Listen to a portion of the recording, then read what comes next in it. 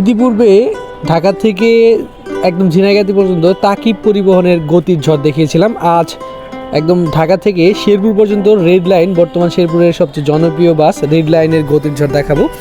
আমরা একদম খুব অল্প সময়ে ঢাকা থেকে শেরপুর পর্যন্ত পৌঁছাই।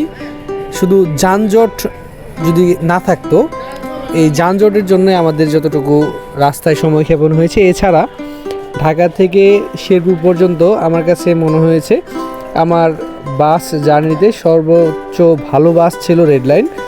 বাসের যেমন ড্রাইভিং ছিল, যে ড্রাইভ করছিলেন তিনি অনেক সেফ ড্রাইভ করছিলেন এবং কি গতির সঙ্গে তার সেফ ড্রাইভিং আমার কাছে অনেক ভালো লাগছে। দুর্দান্ত ড্রাইভিং করেছেন। সেই সাথে যে আমরা যারা যাত্রী ছিলাম আমরা সবাই মোটামুটি এই বাসে জার্নি করে অনেক মজা পাইছি।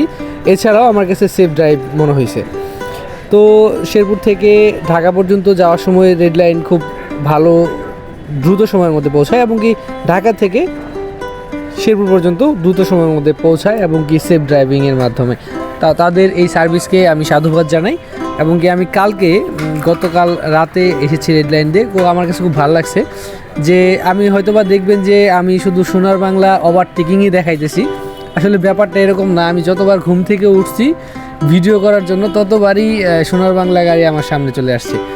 আমি কয়েকবার চেষ্টা করছি অন্য গাড়ির ওভারটেকিংটা ফুটেজে নেব, কিন্তু আসলে সোনার বাংলাটাই টাইমিংয়ে মিলে গেছে, এই জন্য সোনার বাংলাটাই দিছি। হয়তোবা কর্তৃপক্ষ ভাববে যে আমি রেড লাইনের সঙ্গে সোনার বাংলার কোনো একটা পার্থক্য দেখাইলাম কি না, টোটালি না। আমি মূলত কয়েকবার সারাদিন যেহেতু আমি মানে বাস এবং কি জার্নির উপরে ছিলাম, তো আমার শরীর অনেক ক্লান্ত ছিল, আমি অনেকবার ঘুমিয়ে গেছি। তো ঘুম থেকে হুট করে জেগে শ্যুট নিতেছি, সেই সময় সেই সোনার বাংলায় সামনে পড়ে গেছে। সোনার বাংলা অনেক ভালো সার্ভিস দেয়।